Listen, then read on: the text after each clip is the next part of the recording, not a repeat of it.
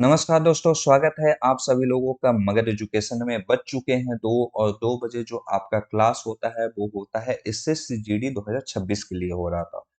आप पिछले कुछ दिनों से देखे होंगे कि जो मैथ का क्लास है वो ऑफ चल रहा था, ठीक है? क्योंकि मैं अभी कुछ इमरजेंसी काम के लिए बाहर आया हूँ। हाँ, तो लेकिन मुझे ये लगा कि जो क्लास है आपका वो रुकना नहीं चाहिए, इसलिए ये क्लास अभी आपका जो चल रहा है वो लाइव नहीं है, ये रिकॉर्ड करके डाला हुआ क्लास है, ठीक है? और आज है क्लास नंबर कैमा, तो आज है क्लास नंबर 41वां। चलिए इस क्लास को क्या कहते हैं, आगे बढ़ाते हैं।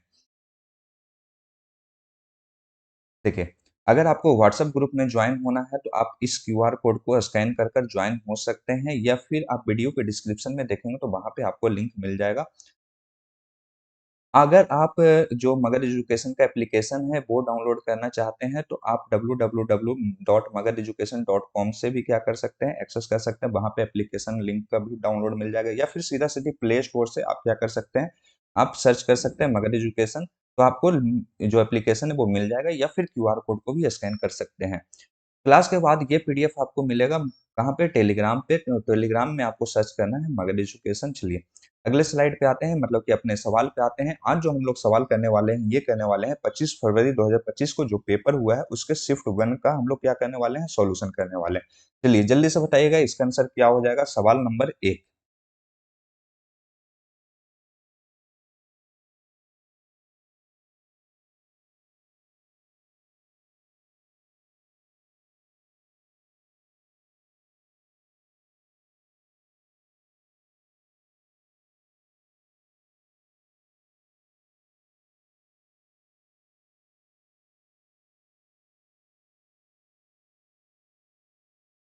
चलिए सवाल नंबर 1 देखिए क्या कर रहा है। ए और बी का जो सैलरी है, ठीक है? ए और बी का जो सैलरी है वो 40% और 70% अधिक है। अब अधिक का बात हो रहा है, मतलब कि कोई तीसरा भी है, और तीसरा कौन है? तीसरा है सी। मतलब कि ए और बी का सैलरी सी के सैलरी से 40 और 70% क्या है, अधिक है। तो आपसे क्या पूछा गया है, बी का सैलरी और ए का सैलरी कितना होगा? देखिए ए, बी और सी 3 का बात हो रहा है। ए, बी, सी 3 का बात हो रहा है। अब सी का पहले कुछ सैलरी मानना पड़ेगा, तब तो 40% और 70% अधिक कर सकते हैं। तो सी का जो सैलरी है वो मान लेते हैं कितना, 100 है। कितना है? 100। 100 से ए का सैलरी 40% अधिक है, तो ए का कितना हो जाएगा? तो ए का हो जाएगा 140। और बी का कितना हो जाएगा? बी का 70% अधिक है, मतलब कि सी का कितना है, 100। 100 से 70% अधिक मतलब कितना हो जाएगा? 170। तो आपसे पूछा गया है बी से ए का, कितना पूछा गया है? बी से ए का। तो बी कितना है? 170, ए कितना है? 140, ठीक है? तो 0 से 0 चला गया, तो आपका आंसर कितना हो जाएगा? 17:14। कहाँ पे? तो ऑप्शन नंबर ए में है। चलिए, सवाल नंबर 1 के बाद आते हैं अब सवाल नंबर 2 पे, और फिर से बता देते हैं कि ये जो क्लास है वो आपका लाइव नहीं चल रहा है, ये रिकॉर्डेड क्लास है, क्योंकि कुछ इमरजेंसी होने के कारण मैं बाहर आया हुआ हूँ। ठीक है? तो अभी मैं आपका जो आंसर है वो नहीं देख पा रहा हूँ कि क्या आंसर है, लेकिन कोशिश ये रहेगा कि जब भी क्लास आपका ये प्रीमियर चलेगा तो मैं कमेंट बॉक्स में ही मौजूद रहूँगा। वहाँ से क्या कर सकते हैं, वहाँ से अगर पॉसिबल हो पाए तो वहाँ से इंटरैक्ट कर सकता हूँ। लेकिन उम्मीद है कि आप सभी लोगों का जो आंसर है वो क्या हो रहा होगा, सही-सही आ रहा होगा, और जल्दी-जल्दी सभी लोग आंसर बताएँगे। चलिए देखिए क्या कह रहा है कि अगला सवाल, 15 गेंदों को 1220 में बेचने पर 5 गेंदों के क्रय मूल्य मतलब कॉस्ट प्राइस के बराबर हानि होती है, तो एक गेंद का क्रय मूल्य क्या होगा? ये आपसे पूछा गया। चलिए ये सवाल भी ईज़ी सा सवाल है, देखिए क्या कह रहा है। 15 बॉल का सेलिंग प्राइस, 15 बॉल के सेलिंग प्राइस, मान के चलिए अगर 15 बॉल बेच रहे हैं तो 15 बॉल खरीदे भी होंगे। तो अगर 1-1 रुपये में खरीदते हैं तो 15 बॉल का सेलिंग प्राइस के बराबर किसका दाम होता है? 15 बॉल के आपका कॉस्ट प्राइस के, किसका? 15 बॉल के कॉस्ट प्राइस के। लेकिन 15 बॉल बेचने पे क्या हो जा रहा है, 5 बॉल के कॉस्ट प्राइस का हानि भी हो जा रहा है, मतलब कि जितना बॉल बेचे हैं उसमें क्या कर देंगे, 5 गुना कॉस्ट प्राइस माइनस कर देंगे। ठीक है? अब चलिए अब इसको सॉल्व कर देते हैं। तो 15 गुना एसपी बराबर कितना हो जाएगा? 10 गुना सीपी हो जाएगा। 5 से चला जाएगा 2, 5 से चला जाएगा 3। ठीक है? तो आपका कॉस्ट प्राइस कितना आ गया? कॉस्ट प्राइस आपका आ गया, कॉस्ट प्राइस कितना आ गया? कॉस्ट प्राइस 3 आ गया। सेलिंग प्राइस कितना आ गया? 2 आ गया। अब चलिए जो सवाल में कह रहा है वो सब करते जाएँगे। 1500 कितना, 1220 का बात हो रहा है, सॉरी 1500 नहीं 1220 का बात हो रहा है। तो 1220 में 1220 कितने बॉल का दाम है? 15 बॉल का दाम है। तो 1 बॉल का दाम निकालने के लिए क्या करेंगे? 15 से कर देंगे हम लोग भाग। ठीक है?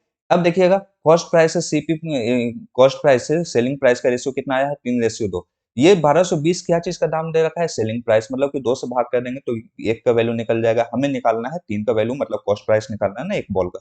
चलिए बस इसको सॉल्व कर देंगे। तो ये कितने बार में चला जाएगा? ये चला जाएगा 5 बार में। ये कितने बार में चला गया? तो ये आपका चला जाएगा 6, 1, 0, 610 हो गया।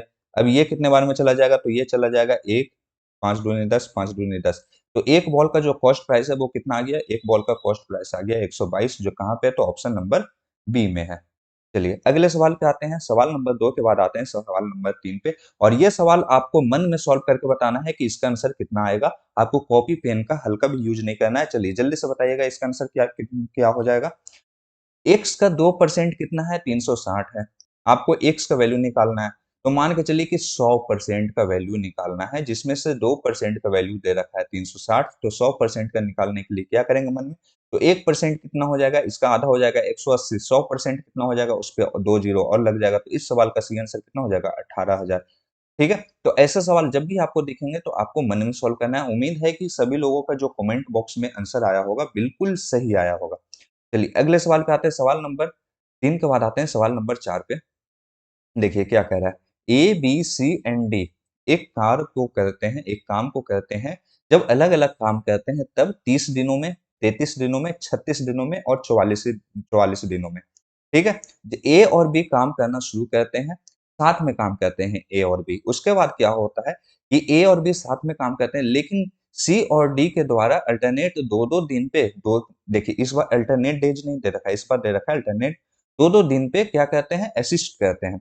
ठीक है? पहले 2 दिन सी आता है, फिर उसके अगले 2 दिन कौन आता है? डी आता है, और शुरुआत होता है सी से। तो इसी प्रकार काम कितने दिन में खत्म होगा? ये आपसे पूछा गया है।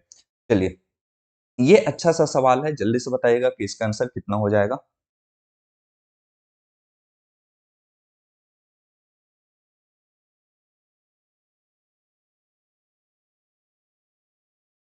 सॉल्व किया जाए। ए और बी का बात हो रहा है। ए, बी, सी, डी। ए है, बी है, सी है, डी है। जब अलग-अलग काम करते हैं तो कितने दिन में काम करते हैं वो देखिए। ए 30 दिन में, बी कितने दिन में? बी 33 दिन में, सी कितने दिन में? 36 दिन में, और डी कितने दिन में? 44 दिन में। कितने दिन में? 44 दिन में। टोटल काम सबसे पहले हमारा क्या काम है? कि सबसे पहले टोटल काम कितना है वो निकालना है। तो टोटल काम निकालने के लिए एलसीएम निकालेंगे। तो हम लोग क्या लिख सकते हैं? 30 को लिख सकते हैं 6 गुना 5, और 6 को भी क्या लिख सकते हैं? 6 को भी लिख सकते हैं 3 गुना 2। तो 30 को लिख सकते हैं 5 गुना 3 गुना 2 लिख सकते हैं। 33 को क्या लिख सकते हैं? 3 गुना 11, एक 3 दिख रहा है, बस 11 से गुना कर दीजिए। 36 को क्या लिख सकते हैं? 36 को लिख सकते हैं 9 गुना 4 लिख सकते हैं। ठीक है? या 12 गुना क्या लिख सकते हैं? 12 तिया 36, 12 गुना 3 लिख सकते हैं। 3 आपको दिख रहा है, 12 का क्या दिख रहा है? 2 दिख रहा है। तो हमें बस 3 से और या फिर 6 से और गुना करना पड़ेगा। ठीक है? ये कितना हो जाएगा? 6, 6 छक्कम 36।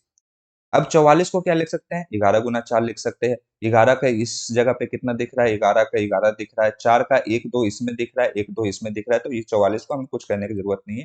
ठीक है? तो टोटल काम कितना हो जाएगा? टोटल काम हो जाएगा, ये हो जाएगा 5 गुना 3 15, 15 गुना 2 कितना हो जाएगा? 15 गुना 2 30, और 30 गुना 6 कितना हो जाएगा? 180। 180 गुना 11 कर दीजिए। 180 गुना 11, कोई भी नंबर में 11 से गुना करना कितना आसान है आपको पता ही है। तो 11 से गुना करेंगे 8, 8 प्लस 1 कितना हो जाएगा? 9, 1।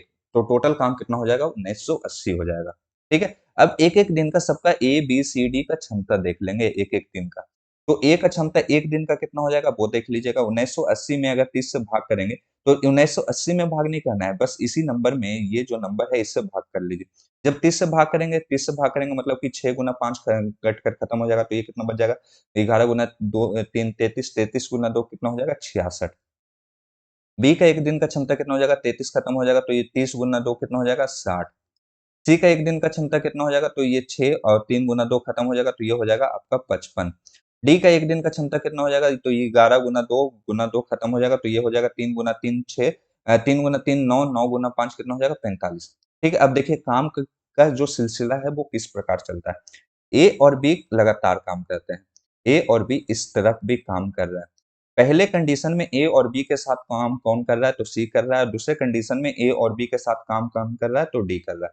तो 1 दिन में कितना-कितना यूनिट काम हो जाएगा वो देख लीजिए।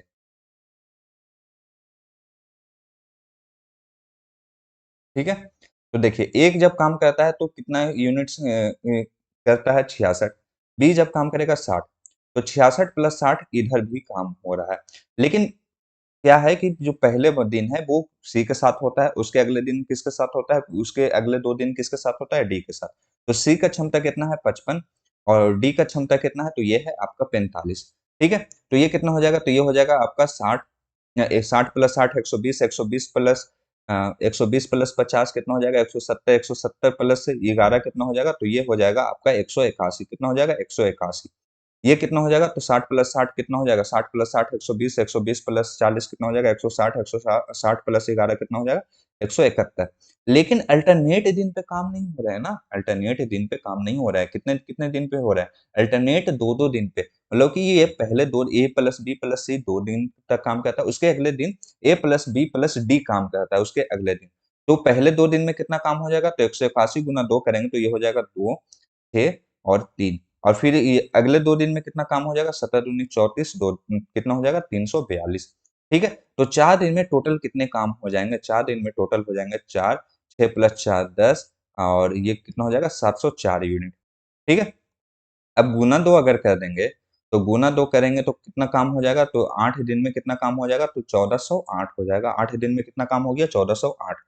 हमें कहाँ तक काम करवाना है 1980 तक। इसके आगे हमें सॉल्व करने की ज़रूरत ही नहीं है क्योंकि 8 दिन में 1408 ही यूनिट काम हो रहा है, ठीक है? इसके बाद अगला 2 साइकिल भी जाएगा, 350 भी ऐड कर देंगे तो ये 1980 तो नहीं पहुँचेगा। इसका मतलब 8 दिन के नीचे वाला तो पहले ही हमारा आंसर होने वाला नहीं था।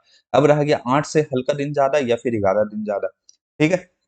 अगर 2 दिन भी ऐड कर देंगे 2 दिन भी ऐड करेंगे तो ये 10 दिन तक पहुँचेगा, 2 दिन भी ऐड करेंगे तो कितना दिन तक पहुँचेगा 10 दिन तक पहुँचेगा। इसका मतलब कि ये भी हमारा आंसर नहीं है, तो बिना पूरा कैलकुलेट किए हमारा सही आंसर कौन-सा हो गया? ऑप्शन नंबर सी 11 सही 13/57 दिन में जो काम है वो क्या हो जाएगा? खत्म हो जाएगा। चलिए, अगले सवाल पे आते हैं, सवाल नंबर 4 के बाद आते हैं सवाल नंबर 5 पे। क्या कह रहा है?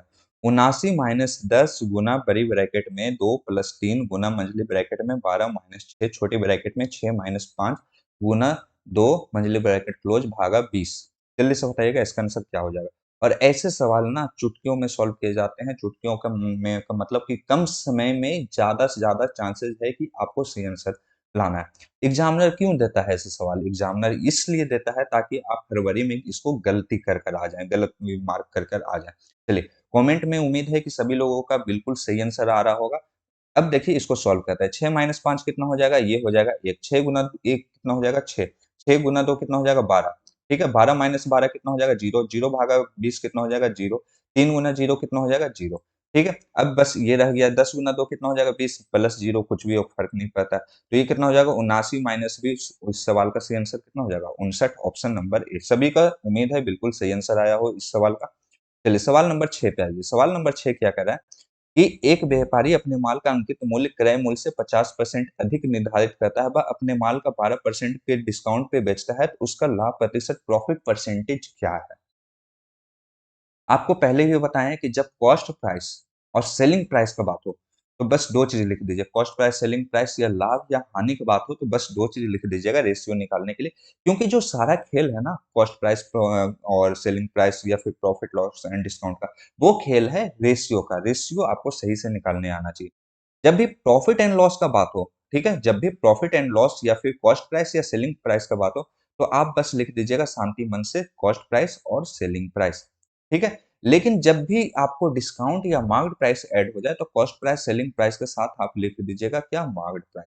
देखिए क्या कह रहा है, एक व्यापारी अपने माल का अंकित मूल्य क्रय मूल्य से 50% अधिक अंकित करता है। 50% का मतलब कितना होता है? 1/2 मतलब कि 2 का समान वो दर्शाता है कि 2 का नहीं, भाई साहब 2 का नहीं है, 2 पे 1 ज़्यादा ₹3 का है। अब देखिए उसके बाद क्या कह रहा है कि उसका जो सेलिंग है मतलब कि जो बेचता है वो 12% के डिस्काउंट पे बेचता है। ऐसा थोड़ी है कि दुकानदार सिर्फ़ कमाने के हिसाब से देखता है। वो क्या कहता है ग्राहक को भी देखता है और ग्राहक को कहता है कि चलो हम तुमको इतने परसेंट का डिस्काउंट देते हैं। ठीक है? ये सुनकर ग्राहक भी खुश हो जाता है, तो 12% का डिस्काउंट का मतलब कितना हो जाएगा? ये हो जाएगा 12/100। 4 से भाग देंगे 3, 4 से भाग देंगे तो ये कितना हो जाएगा? 25। मतलब ₹25 के सामान पे ₹3 का डिस्काउंट देकर ये ₹22 का बेचता है। बस इसका रेशियो सही-सही निकाल लीजिए, आपका आंसर आ जाएगा। ठीक है? चलिए, ये कितना हो जाएगा? अब मार्केट प्राइस का 2-2 वैल्यू आ गया। एक म्यान में कभी 2 तलवार देखे हैं? नहीं ना। तो क्या करेंगे? इसको ऊपर वाले के साथ नीचे का गुना कर देंगे, ऊपर वाले को नीचे से गुना कर देंगे। ठीक है?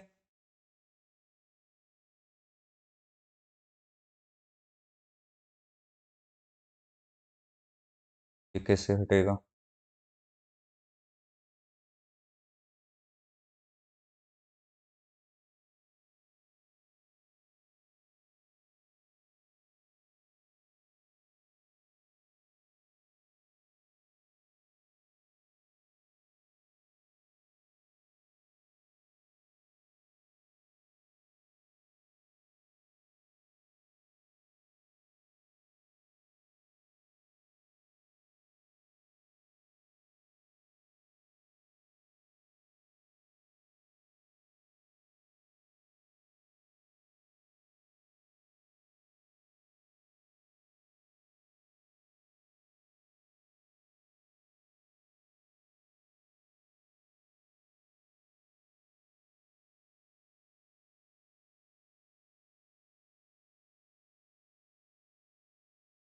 चलिए,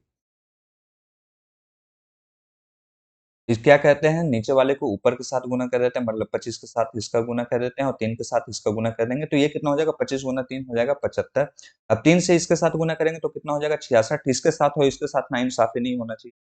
ठीक है? तो इस और 25 गुना तो कॉस्ट प्राइस कितना हो जाएगा, 50। देखिए, कॉस्ट प्राइस हो गया 50, सेलिंग प्राइस हो गया 66, मार्क प्राइस हो गया 75। अब कितने का फायदा हुआ, 50 का सामान 66 में दुकानदार बेचा तो ₹16 का फायदा हुआ। ₹16 का फायदा कितने पे, 50 पे। इसका परसेंटेज निकालने के लिए 100 से गुना कर देंगे, तो ये कितने बार में चला जाएगा, 2 बार में। तो आंसर कितना हो जाएगा, 32%। कहाँ पे, तो ऑप्शन नंबर बी में है। ठीक है? चलिए अगले सवाल पे आते हैं। सवाल नंबर 6 के बाद आते हैं सवाल नंबर 7 पे।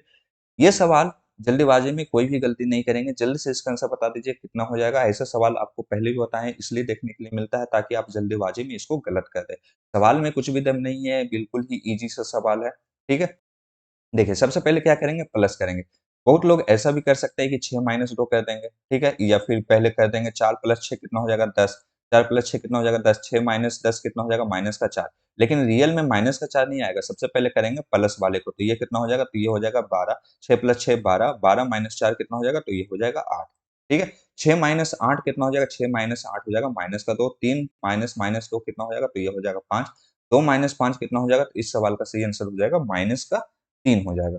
चलिए, अगले सवाल पे आते हैं, सवाल नंबर 8 के बाद आते हैं सवाल नंबर 7 के बाद आते हैं सवाल नंबर 8 पे। एक क्यूब है जिसका साइड दे रखा है 9 सेंटीमीटर, ठीक है? वो क्या चीज़ का बना हुआ है? आयरन का बना हुआ है, तो उसको मेल्ट किया जाता है। अब लोहे को देखते ही हैं, पिघलाया जाता है, पिघलाकर कुछ और अलग फॉर्म में बना दिया जाता है। तो ये बनाया जाता है कि बड़े क्यूब को छोटे-छोटे क्यूब में बनाया जाता है। तो उसका बताइए कि छोटे क्यूब का साइड क्या हो जाएगा? अब देखिएगा क्या है कि जैसे एक लोहे का पूरा ब्लॉक लाते हैं, उसको पिघलाकर छोटे-छोटे पीस में बनाते हैं ना, तो जो पिघलाते हैं वो क्या पिघलाते हैं, वो या तो एरिया होता है या वॉल्यूम होता है, या फिर मेनली क्या होता है, वो वॉल्यूम होता है, क्योंकि जो भी चीज़ पिघलाते हैं वो 3D फिगर में होता है, ठीक है? तो क्या होता है कि वॉल्यूम बराबर वॉल्यूम। अब क्यूब का बात हो रहा है, क्यूब का वॉल्यूम का फ़ॉर्मूला क्या हो जाता है कि साइड गुना साइड गुना साइड, साइड गुना साइड गुना साइड बराबर क्या हो जाएगा, साइड गुना साइड हो जाएगा। लेकिन ये छोटा वाला है, ये बड़ा वाला है, कितने पीस, मतलब इनसे क्या करेंगे, गुना करेंगे। देखिए, 9 गुना 9 गुना 9 बराबर साइड का क्यूब गुना टोटल कितने, 8 पीस में बनाया जाता है, मतलब कि ये वाला साइड हमें निकालना है। तो 8 को क्या करेंगे, इधर लाकर भाग दे देंगे, 8 को इधर लाकर भाग दे देंगे। ठीक है? ये क्या चीज़ में है, आपका क्यूब में है, तो इधर क्या चीज़ में हो जाएगा, ये हो जाएगा क्यूब को। जब क्यूब रूट करेंगे तो 9 गुना 9 गुना 9 जब बाहर आएगा तो कितना हो जाएगा, तो ये हो जाएगा आपका, एक ही 9 बाहर आएगा। 8 का क्यूब रूट कितना हो जाएगा, 2। तो इस सवाल का सही आंसर कितना हो जाएगा, 4.5। मतलब कि जो छोटा क्यूब बनेगा उसका साइड कितना होगा, 4.5 होगा। चलिए, अगले सवाल पे आते हैं, सवाल नंबर 9 पे। सवाल नंबर 9 क्या कह रहा है कि 36 भागा 9 गुना मंझली ब्रैकेट में 56 भागा 8 प्लस 14 भागा 1 गुना 6 माइनस 5, इसका आंसर बता दीजिए। तो देखिए, ये कितने बार में चला गया, 1 1 गुना 1 कितना हो जाएगा, 1। 14 गुना 1 कितना हो जाएगा, 14। ये कितने बार में चला जाएगा, ये चला जाएगा 8 सत्ते 56, मतलब कि 7 प्लस 1 कितना हो जाएगा, 8। ये कितना हो जाएगा, 4 4 गुना 8 कितना हो जाएगा, 32। ठीक है? इसमें कुछ गड़बड़ हो गया क्या? 7, अच्छा ये 1 नहीं होगा ना, 1 14 गुना 1 कितना हो जाएगा, 14। तो ये कितना हो जाएगा, 8 प्लस 7 कितना हो जाएगा, तो ये हो जाएगा आपका 8 प्लस 14 कितना हो जाएगा, ये हो जाएगा 21। 21 गुना 4 कितना हो जाएगा, तो 21 गुना 4 हो जाएगा 84, ऑप्शन नंबर ए। चलिए, सवाल नंबर 10 का आंसर बता दीजिए। एक क्लास में 28 छात्र हैं जिसका औसत आयु एवरेज एज कितना दे रखा है, 40 वर्ष। यदि शिक्षक की आयु को भी शामिल कर लिया जाए तो पूरे समूह का औसत आयु कितना हो जाता है? 41 वर्ष हो जाता है। तो टीचर का एज आपको वर्ष में निकालना है, एज में निकालना है। आंसर बता दीजिएगा क्या होगा?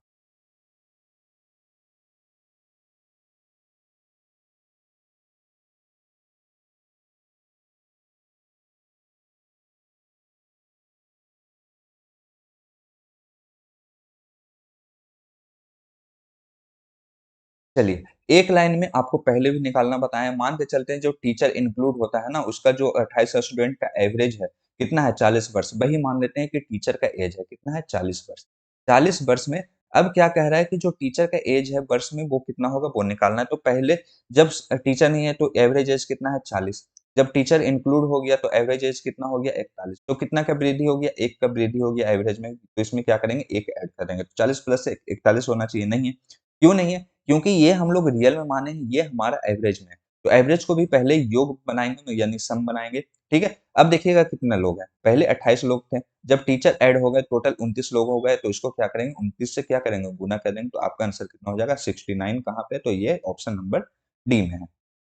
चलिए सवाल नंबर 10 के बाद आते हैं सवाल नंबर 11 पे। गोपाल जो है 5400 की राशि निवेश करता है और अक्षय जो है 9400 की राशि निवेश करता है, ठीक है? समान साधारण ब्याज दर पे दोनों का जो रेट ऑफ इंटरेस्ट है वो सेम है। लेकिन 6 वर्ष के अंत में दोनों का समय भी क्या है? सेम है, ठीक है? 2 वर्ष के अंत में अक्षय को गोपाल से ₹720 अधिक मिलता है तो प्रति वर्ष ब्याज दर ज्ञात कीजिए। अब देखिए प्रति वर्ष ब्याज दर कैसे निकाल सकते हैं? अधिक अंतर आया, कितना का आया है? 720 का। 720 का क्यों आया है? क्योंकि अक्षय का जो है 9400 है, गोपाल का जो है वो आपका 5400 है, ठीक है? 4000 का अंतर है। देखिए, साधारण ब्याज बराबर क्या होता है? साधारण ब्याज बराबर principal into rate into time बटे में कितना होता है? 100 होता है। साधारण ब्याज कितना है? 720। आपका जो 720 क्या है? साधारण ब्याज नहीं है, साधारण ब्याज का अंतर है। प्रिंसिपल कितना है? प्रिंसिपल का अंतर के कारण ही ना साधारण ब्याज का अंतर आया, तो प्रिंसिपल कितना है? 4000। कितना है? 4000। तो 4000 गुना रेट कितना है वो नहीं पता है, समय आपको दे रखा है 6 वर्ष, भागा क्या कर देंगे 100 से। 2 जीरो से 2 जीरो चला गया, 1 जीरो से 1 जीरो चला गया, 24 तिया कितना हो जाएगा 72। तो रेट कितना हो जाएगा 3%। कहाँ पे? तो ऑप्शन नंबर सी में है। चलिए 11 के बाद आते हैं सवाल नंबर 12 पे। ये कितना हो जाएगा? सबसे पहले भाग करेंगे, पहले का कर पीछे भाग तब गुना तब जोड़ घटाव। सबसे पहले भाग करेंगे तो ये कितना हो जाएगा 32 भागा 8 कितना हो जाएगा 4। 4 गुना 4 कितना हो जाएगा 16। 16 माइनस 6 कितना हो जाएगा? तो ये हो जाएगा 10। ऑप्शन नंबर डी, ठीक है? चलिए सवाल नंबर 12 के बाद आते हैं सवाल नंबर 13 पे। इसका आंसर बता दीजिएगा जल्दी से क्या हो जाएगा? सवाल नंबर 13 देखिए क्या कह रहा है कि क्लास एक्स में 3 अनुभाग हैं, कौन-कौन से? तो ए, बी, सी में छात्र का जो रेशियो दे रखा है 5:4:7 दे रखा है। यदि अनुभाग ए, बी, सी में क्रमशः 15, 16 और नए 9 नए छात्र प्रवेश लेते हैं, तो रेशियो बदलकर 10:9:11 हो जाता है। तो नए प्रवेश के बाद क्लास एक्स में छात्रों का कुल संख्या कितना होगा? ये आपसे पूछा गया है। चलिए बताइए जल्दी से। ये है अभी तक का जो एसएससी जीडी 2025 का पेपर कर रहे हैं, ये पहला बार सवाल मिला है। अभी तक बस 2 ही रेशियो रहता था, वो 2 रेशियो में या तो प्लस होता था या ऐड होता था या सब्सट्रैक्ट होता था, या बढ़ता था या नहीं घटता था, एक नया रेशियो बनता था। इस बार 3-3 नंबर दे रखा है। जल्दी से बताइएगा इसका आंसर क्या हो जाएगा? देखिए सॉल्व किया जाए, तो सॉल्व कहते हैं, मान के चलिए कि जो क्लास एक्स में एबीसी है, वो कितना है रेशियो है 5:4:7 है। तो ये कितना है 5x, ये कितना है 4x, ये कितना है 7x। अब देखिएगा 5x में अगर 15 ऐड होता है, 4x में अगर 16 ऐड होता है और 7x में अगर 9 ऐड होता है, तो नया रेशियो कितना बन जाता है? नया रेशियो बन जाता है 10:9:11 बन जाता है।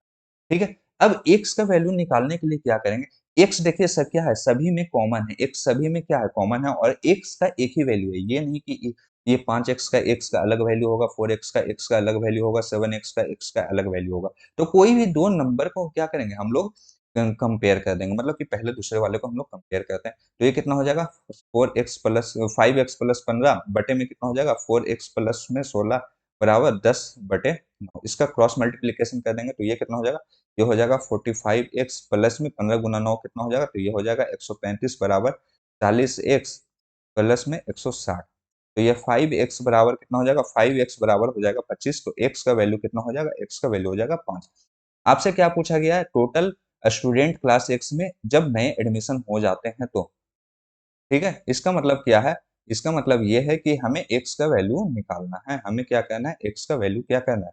निकालना है, ठीक है? मतलब कि नए एडमिशन के बाद टोटल स्टूडेंट निकालना है, तो x का वैल्यू तो हमें निकल गया ना, x का वैल्यू निकल गया, तो x का वैल्यू रख देंगे 5, इस जगह पे भी 5, इस जगह पे भी 5, इस जगह मतलब तीनों जगह हम लोग क्या किए हैं 5, 5, 5 रख दिए हैं, ठीक है? तो 5 गुना 5 कितना हो जाएगा 25, 25 प्लस 15 कितना हो जाएगा 40, तो पहले क्लास में क्लास ए में 40 स्टूडेंट है, 5 गुना 4 कितना हो जाएगा 20, 20 प्लस 16 कितना हो जाएगा 20 प्लस 16 16 हो जाएगा 36, मतलब कि क्लास बी में टोटल 36 स्टूडेंट हो गए बाद में नए एडमिशन के बाद, ठीक है? 7 गुना 5 कितना हो जाएगा 35, 35 प्लस 9 कितना हो जाएगा 35 प्लस 9 आपका हो जाएगा कितना 44, तो क्लास सी में 44 स्टूडेंट अब हो गए हैं, सबको ऐड कर देंगे तो कितना हो जाएगा 40 प्लस 40 80, 80 प्लस 30 कितना हो जाएगा 80 प्लस 30 110 और प्लस 10 कितना हो जाएगा, तो इस सवाल का सही आंसर हो जाएगा option number B, total 120 student हैं। चलिए, क्वेश्चन नंबर 14 पे आते हैं, क्या कह रहा है? योगेश ने एचडीएफसी में 4% वार्षिक ब्याज दर से कुछ पैसे निवेश किए। यदि 2 वर्ष के बाद योगेश को वार्षिक चक्रवृद्धि के आधार पे 229.5 रुपए चक्रवृद्धि ब्याज के रूप में मिले, तो संगत साधारण ब्याज क्या होगा? मतलब कि क्या आपको सिंपल इंटरेस्ट बताना है 4% के हिसाब से ही 2 वर्ष में, और ये 229 रुपया क्या चीज का चल रहा है आपका कंपाउंड इंटरेस्ट का। सबसे पहले क्या करेंगे, परसेंटेज के हिसाब से ही देख लेंगे कि कितना ब्याज मिला होगा।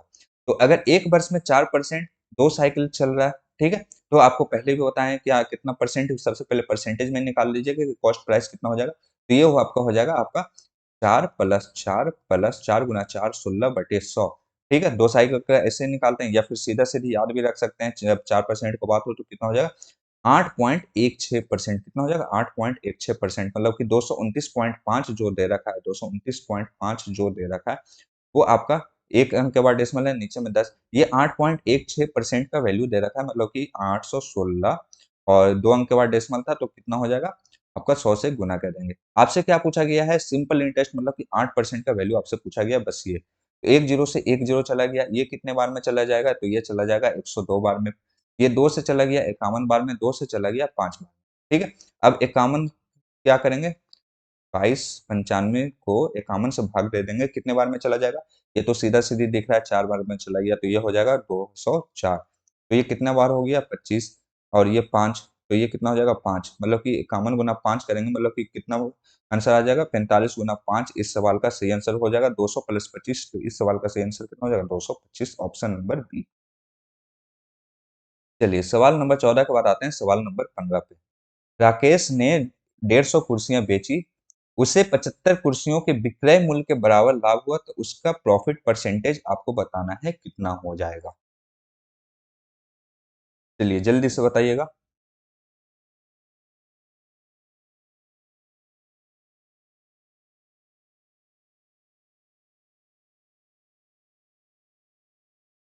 चलिए, जो अभी सवाल नंबर 2 या 3 किए थे ना, वहाँ पे ये था क्या, कॉस्ट प्राइस में वो स्टेप है। लेकिन आपको पहले भी ये सवाल आपको करवा चुके हैं, जब भी आपका यहाँ पे कॉस्ट प्राइस रहा है तब अलग स्टेप बेस बनेगा, लेकिन इस जगह पे क्या दे रखा है, सेलिंग प्राइस। आपको पहले भी बताया ना कि आपको प्रॉफिट परसेंटेज या लॉस परसेंटेज के लिए आपको बस 2 चीज़ का रेशियो मतलब है, कॉस्ट प्राइस और सेलिंग प्राइस का, ठीक है? मान के चलिए कि 150 कुर्सी बेचा, एक कुर्सी को 1 रुपये में बेचा, तो 150 कुर्सी कितने में बिका होगा, 150 रुपये में बिका होगा। अब कितने का इस 150 रुपया कमाने के में उसको 75 कुर्सी के सेलिंग प्राइस के बराबर आपका क्या होता है, आपका लाभ होता है, और एक कुर्सी का दाम तो 1 रुपया, मतलब कि 75 रुपया का लाभ है, मतलब कि इसमें 75 रुपया का लाभ है, तो ये 150 रुपये कमाने के लिए आपका 75 रुपया ही कॉस्ट प्राइस लगा होगा, तभी 75 रुपये का लाभ होगा 150 रुपये में।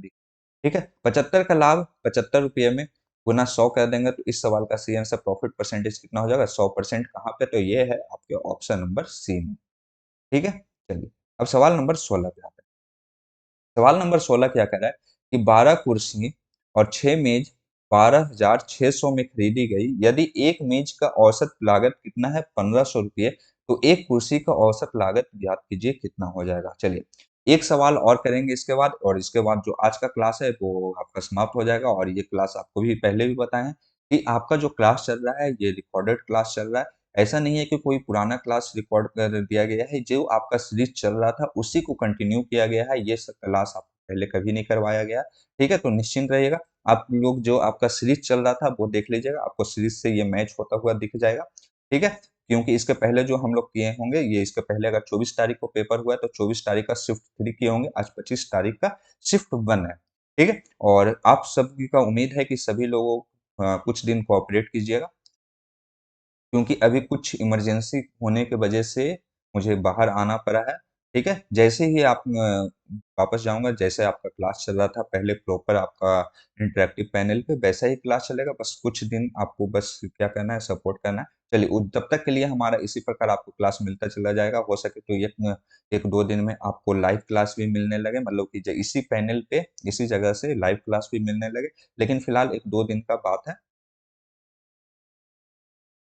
जहाँ 1-2 दिन तक आपको शायद रिकॉर्डेड क्लास में मिलेगा।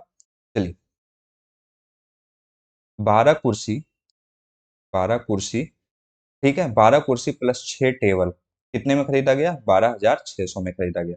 अब एक टेबल का जो कॉस्ट प्राइस दे रखा है वो 1500 दे रखा है, तो 6 टेबल का कॉस्ट प्राइस कितना हो जाएगा? तो 1500 गुना 6 कितना हो जाएगा? तो ये हो जाएगा 9,000, कितना हो जाएगा? 9,000।